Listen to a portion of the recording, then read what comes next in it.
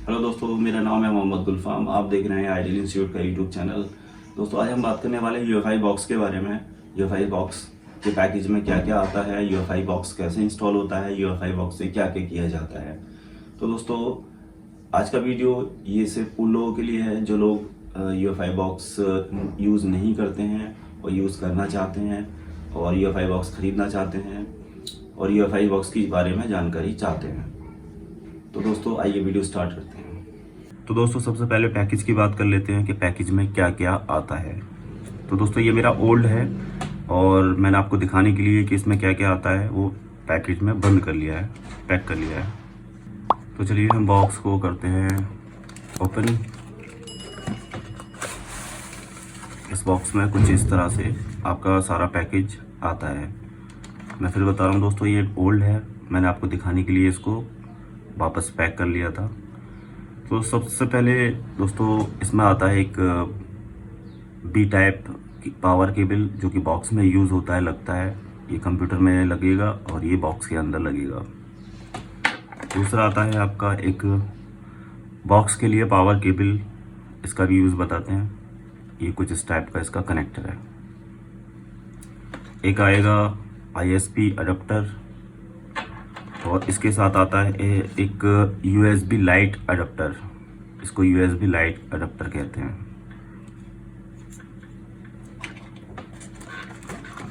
इसके अलावा ये सॉकेट है, इसमें IC लगेगी और लग करके इसमें डेड बूट रिपेयर किया जाता है और अनलॉकिंग वगैरह की जाती है। तो दोस्तों, इसके साथ ये 2 अडेप्टर आते हैं और ये रहा आपका बॉक्स।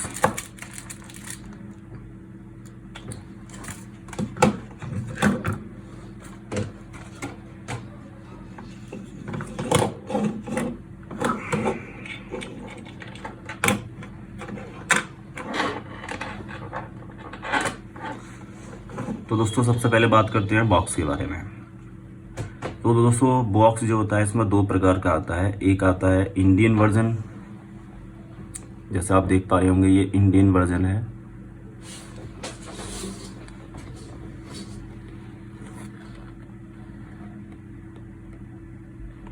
ये इंडियन वर्जन है।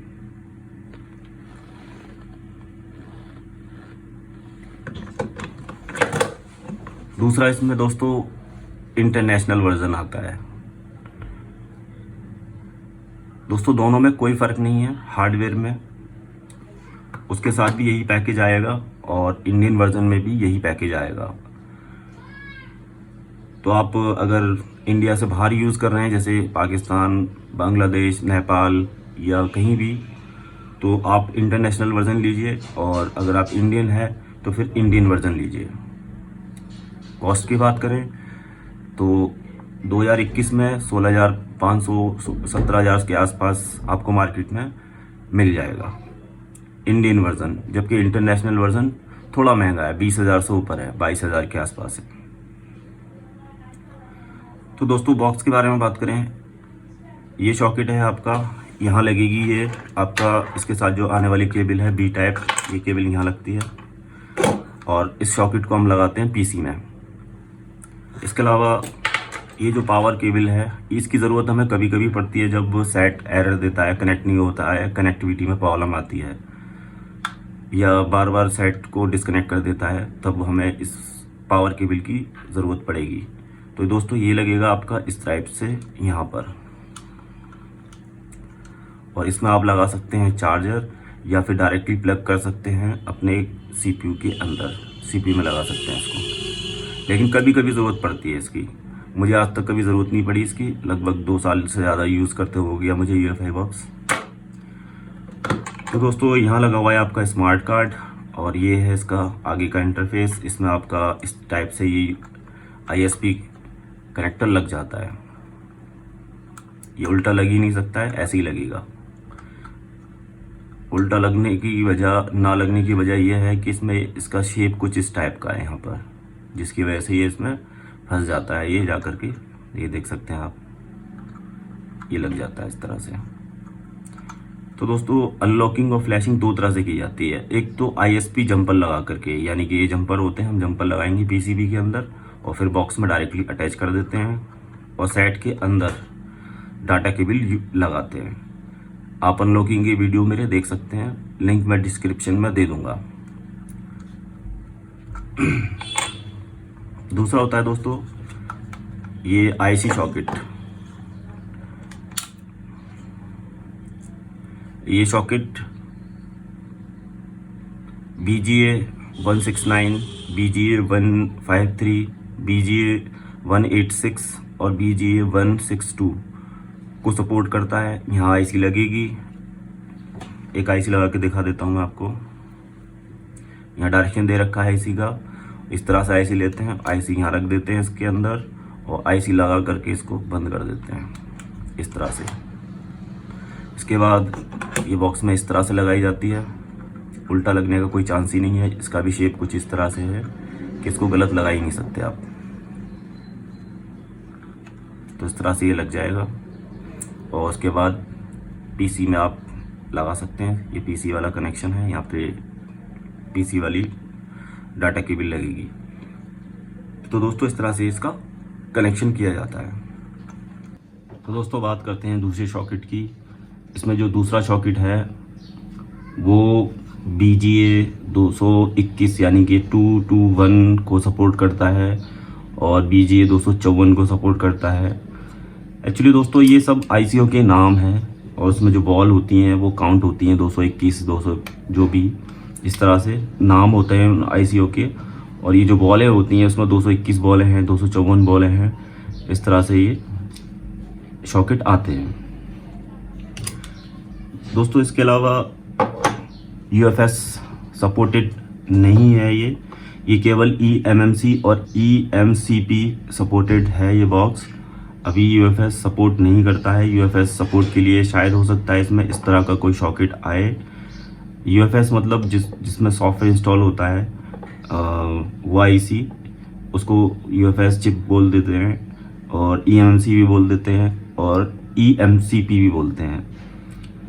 तो दोस्तों अभी जो लेटेस्ट चिप आई हुई है वो UFS है और UFS सपोर्टेड नहीं है इस बॉक्स के अंदर। और आने वाले दिन में हो सकता है अपडेट आ जाए और उसका कोई अडेप्टर इस तरह से आ जाए। तो दोस्तों ये थी सॉकेट की जानकारी। दोस्तों ये है UFI लाइट अडेप्टर। इसके अंदर हम ये अडेप्टर लगाते हैं। बॉक्स आपका डाटा केबल में लगा होना चाहिए, यहाँ नहीं लगेगा, इस डाटा केबल में लगेगा। और इसको हम कर देते हैं डायरेक्टली CPU में प्लग और फिर हम eMMC IC का डाटा रीड करते हैं और डाटा रिकवर भी करते हैं। तो इससे क्या होता है, थोड़ा स्पीड ज़्यादा आता है डायरेक्टली प्लग करने से। आप इसको बॉक्स में यहाँ पे भी लगा सकते हैं, यहाँ डायरेक्टली लगा सकते हैं इस तरह से। लेकिन अच्छे स्पीड के लिए आप डायरेक्टली CPU में प्लग करें। तो दोस्तों ये थी सॉकेट की जानकारी और ISP अडेप्टर की जानकारी और ये डाटा केबल वगैरह जो इसके साथ आई थी इन सब की जानकारी। अब इसमें सबसे ज़्यादा जो यूज़ किया जाता है लॉकिंग फ्लैशिंग में वो ISP अडेप्टर यूज़ किया जाता है। दोस्तों इसके अंदर 6 टिप्स होती हैं जिसमें एक data 0, CMD, CLK, ground, VCC, Q और VCC होता है।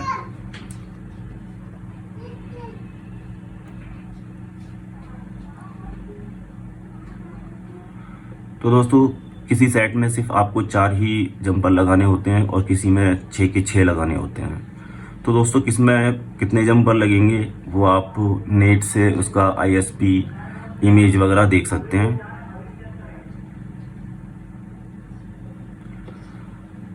दोस्तों इसमें नॉर्मल जंपर वायर का यूज़ होता है और इनकी लंबाई लगभग 3 इंची हम रख सकते हैं, 2.5 से 3 इंची। पूरा जो 2.5 से 3 इंची, 2.5 इतना होता है और 3 इंची इतना होता है। आप इसका यूज़ इतना जंपर लगा सकते हैं, इतना बड़ा जंपर। ये नॉर्मल जंपर है। और दोस्तों इसमें एक खास बात यह है कि ग्राउंड वाला जो जंपर है वो थोड़ा मोटा लगाएं। इससे क्या होगा, कनेक्टिविटी अच्छी आएगी। अगर आप मोटा जंपर लगाएंगे तो डिस्कनेक्ट नहीं होगा, स्पीड अच्छी आएगी। दूसरा, इस जो ये ग्राउंड वाला जो जंपर है इसका साइज़ हम थोड़ा छोटा लगाएंगे। आप देख सकते हैं इसमें मैंने 2 इंची के आसपास ही इसका साइज़ है, जबकि ISP जंपर का जो साइज़ है वो लगभग 3 इंची है, यानी कि ज़्यादा बड़ा है। ऐसा इसलिए दोस्तों जब हम ये जंपर हम सोल्ड करेंगे पीसीबी के अंदर, और जंपर लगाने के बाद जब हम उसको बॉक्स से अटैच करते हैं, इस तरह से लगाते हैं बॉक्स के अंदर, तो ये क्या होता है, थोड़ा कभी कभी खिंच भी जाते हैं। तो खिंचने से क्या होता है, बोर्ड के अंदर जो टिप्स होती हैं जहाँ हमने ये जंपर सोल्ड किए होते हैं, वो टिप्सें निकल सकती हैं, टूट सकती हैं, डैमेज होने की डैमेज हो सकती हैं वो टिप्स हैं। तो ये छोटा जंपर, ग्राउंड वाला छोटा जंपर क्या करेगा उस टाइम, ये खींचने नहीं देगा इन जंपरों को, क्योंकि इसका साइज छोटा है और साथ ही ये थोड़ा मोटा है साइज में, तो ये मजबूत भी सोल्ड होगा। इसको आप अच्छे से किसी ग्राउंड पे लगाना होता है। तो दोस्तों बात करते हैं अब आईएसपी जंपर कैसे आपको लगाने हैं। तो जैसे आप स्क्रीन पे देख पा रहे हैं कि यहाँ पर डाटा ज़ीरो लिखा हुआ है, तो आपको डाटा ज़ीरो वाला जंपर आपको डाटा ज़ीरो पर लगाना है। ये इमेज आपको नेट से मिलेगी, गूगल सर्च करके मिलेगी। आपका मॉडल नंबर जो भी है, आप अपने मॉडल नंबर के हिसाब से आईएसपी जंपर की इमेज सर्च कर सकते हैं। जैसे कि आपका Realme C2 है, अभी आपकी स्क्रीन पे ये Realme C2 का इमेज है, और लेफ़्ट साइड आप देख रहे हैं ये UFI ISP अडेप्टर है। तो बिल्कुल इस तरह से आपको जंपर लगा देने हैं। डाटा ज़ीरो वाला डाटा ज़ीरो पर, इमेज के अंदर पता लगेगा आपको कि ये डाटा ज़ीरो है या कौन सा है, और CMD का CMD पर, क्लॉक का क्लॉक पर, और ग्राउंड का ग्राउंड पर, और VCC का VCC-Q पर। कुछ सेटों में दोस्तों क्या होता है कि सिर्फ 4 ही जंपर होते हैं, डाटा ज़ीरो, CMD, क्लॉक और ग्राउंड। VCC-Q और VCC नहीं होते हैं। तो उस कंडीशन में हम क्या करते हैं, डाटा केबल लगा देते हैं। इनकी कमी डाटा केबल से पूरी हो जाती है, वोल्टेज सप्लाई होती है ये, और डाटा केबल से वोल्टेज मिल जाते हैं। तो मेन जो है आपका 4 ही है इसमें, डाटा ज़ीरो, CMD, क्लॉक और ग्राउंड। ठीक है दोस्तों, इनसे डाटा ट्रांसफ़र होगा।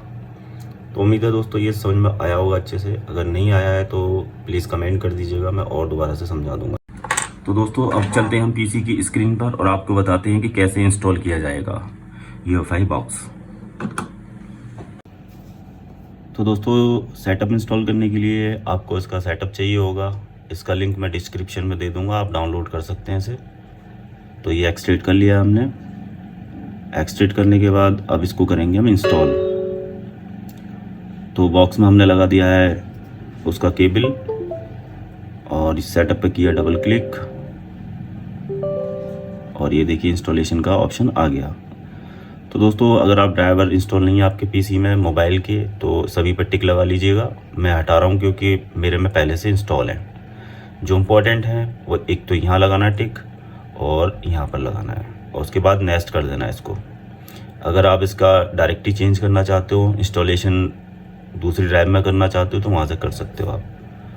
तो दोस्तों मैंने कर दिया नेक्स्ट, और ये इंस्टॉलेशन स्टार्ट हो गया है, और ये बॉक्स ड्राइवर इंस्टॉल होगा यहाँ पर अब। तो ये इंस्टॉल हो चुका है, और ये ड्राइवर पहले से इंस्टॉल है मेरे पीसी में। अगर आपके पीसी में ना हो तो आप इसको इंस्टॉल कर लीजिएगा।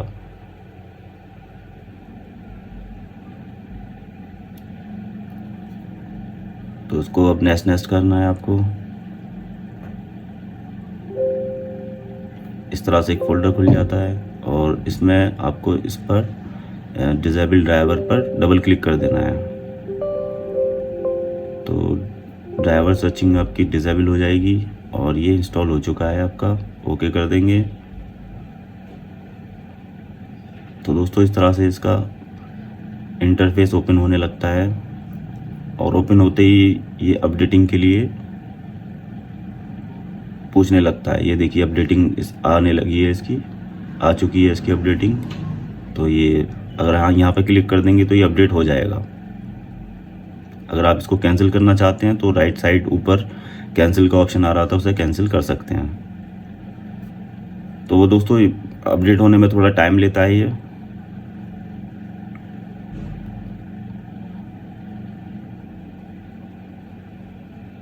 तो दोस्तों मैं थोड़ा सा स्किप कर देता हूँ उसको, ताकि आपके समय बच जाए। तो मैं आगे का प्रोसेस दिखाता हूँ ये अपडेट होने के बाद।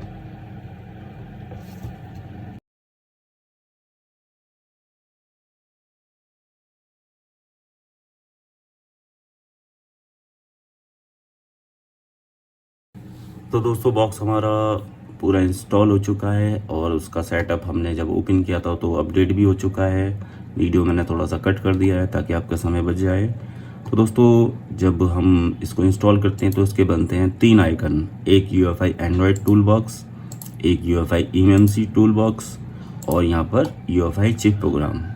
1 बाय 1 करके आपको इनकी जानकारी देता हूँ। दोस्तों आप UEFI टूल बॉक्स में UMT CM2 की तरह वर्क कर सकते हैं विदाउट ISP जंपर लगाए बिना। डायरेक्टली डाटा केबल लगा करके आप EDL पॉइंट शॉर्ट करके काम कर सकते हैं, फ्लैशिंग अनलॉकिंग कर सकते हैं। किस किस मॉडल की कर सकते हैं वो सब इसके अंदर मॉडल दिए हुए हैं, आप देख सकते हैं यहाँ पर। ये देखिए सारे मॉडल हैं यहाँ पर। इसमें आप 10.OR, कार्बन, लावा, माइक्रोमैक्स बहुत सारे हैं, सभी मॉडल आप फ्लैश कर सकते हैं। तो सपोज कीजिए आपको करना है ओप्पो, तो ओप्पो पर सिलेक्ट कर लीजिए, प्लस यहाँ पे आपको मॉडल का ऑप्शन है, मॉडल सेलेक्ट कर लीजिए जो भी आपके मॉडल हैं। देखिए यहाँ पे सब जो भी सपोर्टेड है वो दिखा रहा है यहाँ पर। इसमें क्या होता है, कुछ मॉडल फ्री हैं और कुछ के लिए ये पैसा लेता है, यानी कि क्रेडिट लेता है। जैसे ये लिखा हुआ है AUTH ऑर्डर, यानी कि अगर इस सेट को फ्लैश करेंगे तो ये ऑर्डर मांगेगा। और ये बाकी के जो हैं इन पे कोई ऑर्डर नहीं है, फ्री ऑफ कॉस्ट आप फ्लैश कर सकते हैं, कोई पैसा नहीं लगेगा। लेकिन इस पर फ्लैशिंग पे पैसा है, इस पे है, इस पे है, सब क्रेडिट लगेगा। और Realme C2 पर नहीं है। और Reno 10X Zoom जो मॉडल है इस पर आपका ऑर्डर लगेगा। Reno 5G इस पर ऑर्डर है। ऑर्डर से मतलब है वो अपना कुछ पेमेंट लेते हैं और क्रेडिट के थ्रू आपको क्रेडिट परचेज करने पड़ते हैं। जिससे आपने बॉक्स परचेज़ किया उससे ले सकते हैं क्रेडिट, अदरवाइज़ ऑनलाइन भी क्रेडिट मिल जाते हैं और आपकी ईमेल आईडी पर एक्टिवेट हो जाते हैं वो। तो दोस्तों ये कैसे फ्लैशिंग होती है इसके बारे में मैं आपको बाद में बताऊंगा। फ़िलहाल मैं बताने वाला हूँ आपको ISP के बारे में। तो ये UEFI eMMC टूल हम बॉक्स हमने ओपन किया, इससे हम ISP लगा करके फ्लैशिंग अनलॉकिंग कर सकते हैं। तो देखिए दोस्तों ये आपका इंटरफेस आपके सामने है और इसमें सबसे पहली टैब है प्रोग्राम, दूसरा टैब है यूज़र पार्ट, तीसरा टैब है फैक्ट्री इमेज और चौथा टैब है आपका सपोर्ट। तो दोस्तों प्रोग्राम की बात करें, यहाँ पर हम किसी सेट का डंप रीड कर सकते हैं, बैकअप ले सकते हैं। उसके लिए हमें आपको 1 2 3 4 और ये फाइलों को हम बैकअप लेते हैं, boot 1 boot 2 यूज़र पार्ट और EXD CSD फाइल, ये चारों का बैकअप ले सकते हैं आप। एक टिक लगाएंगे यहाँ पर और रीड पर क्लिक कर देते हैं और ऐसा करने से आपका बैकअप डंप जो होता है कंप्यूटर में सेव हो जाता है और आप दूसरे मोबाइल में राइट कर सकते हैं। अगर कोई प्रॉब्लम होती है उसी मोबाइल में तो वो भी आप राइट कर सकते हैं। तो दोस्तों इसमें क्या करना होता है, जब हम डंप रीड करते हैं तो स्पीड बहुत स्लो रहती है और तो इसके लिए हम क्या करते हैं, इसका यूज़र पार्ट एरिया जो होता है हम उसका साइज़ कम कर लेते हैं। फाइल का साइज़, रीड किया हुआ फाइल जो होता है उसका साइज़ कम कर लेते हैं। तो यहाँ आप 128 MB या 512 MB सेलेक्ट कर सकते हैं, नो प्रॉब्लम। ये सिर्फ एक पार्टीशन क्रिएट करता है और बस इसी से हो जाएगा काम। तो 128 हम सेलेक्ट कर लेते हैं यहाँ पर और थोड़ा स्पीड स्लो रहती है तो क्लॉक की जो स्पीड है वो हम कर लेते हैं 24 मेगाहर्ट्ज़, इससे और तेज़ स्पीड आएगी रीड की। तो दोस्तों यहाँ पर पूरी सेटिंग करने के बाद हम कर देते हैं रीड पर क्लिक। कैसे रीड की जाती है ये देखने के लिए आपको मेरा दूसरा वीडियो देखना पड़ेगा, लिंक मैं डिस्क्रिप्शन में दे दूँगा। आप देख सकते हैं मैंने कैसे रीड किया है, कैसे राइट किया है। वीडियो हो रहा है बहुत बड़ा तो मैं शॉर्ट में आपको जल्दी समझा देता हूँ। तो दोस्तों पहला जो टैब है प्रोग्राम वाला, इसमें हम डंप वगैरह रीड करते हैं, eMMC को फैक्ट्री रीसेट करते हैं। ये देखिए लिखा हुआ है eMMC फैक्ट्री रीसेट। जब eMMC के अंदर बैड सेक्टर आ जाते हैं या फिर वो eMMC 90% कंज्यूम दिखाने लगता है तब हम ये eMMC फैक्ट्री रीसेट करते हैं और eMMC पार्टीशन में जा कर के इसके पार्टीशन बना देते हैं। तो एक मैंने नोट 5 प्रो किया था, उसका वीडियो भी मैंने आपको दिखाया है, आप उसका लिंक डिस्क्रिप्शन में देख लीजिएगा कैसे मैंने इसका eMMC के पार्टीशन किए हैं, फुल इंफॉर्मेशन आपको वहाँ पे मिल जाएगी। तो दोस्तों यूज़र पार्ट में यहाँ पे हम सिक्योरिटी बैकअप लेते हैं, यूज़र एरिया पार्ट का बैकअप लेते हैं, और ये स्पेशल टास्क जो लिखा हुआ है यहाँ से हम पैटर्न वगैरह रिमूव करते हैं, FRP रिमूव करते हैं ओप्पो वीवो के मोबाइल की, और सारे जितने भी मोबाइल हैं सबके हम कर सकते हैं इससे। फैक्ट्री में इस टैब में आप जो ऑफिशियल फर्मवेयर होते हैं MTK, क्वालाकॉम, स्पेक्ट्रम, सैमसंग, उनकी फ्लैशिंग कर सकते हैं, और सपोर्ट में जाकर के आप डंप वगैरह डाउनलोड कर सकते हैं। दोस्तों इसका सर्वर बहुत स्लो रहता है, तो मैं हमेशा नेट से ही डाउनलोड करता हूँ, यहाँ से कभी नहीं करता क्योंकि बहुत स्लो है इसका सर्वर। तो यहाँ से आप इतने मोबाइल की डंप डाउनलोड कर सकते हैं, Xiaomi वगैरह की। देखिए डंप कुछ ही मॉडल हैं, यहाँ सैमसंग की हैं, नोकिया की हैं, मोटरोला, ये सब डंप फाइल हैं, आप डाउनलोड कर सकते हैं। तो दोस्तों वीडियो हो रहा है बहुत बड़ा, UEFI से कैसे फ्लैशिंग होनी है, कैसे अनलॉकिंग होती है, ये सब आप डिस्क्रिप्शन में लिंक में दे दूंगा। अदर वीडियो का मेरे पहले से बनाए हुए हैं जिससे मैंने सेटों को अनलॉक किया है और फ्लैशिंग भी की है, आप प्लीज़ वो देखिएगा। तो अगर वीडियो अच्छा लगा हो तो प्लीज़ लाइक कर दीजिएगा, और अगर चैनल पर न्यू है तो सब्सक्राइब कर दीजिएगा। Thanks for watching.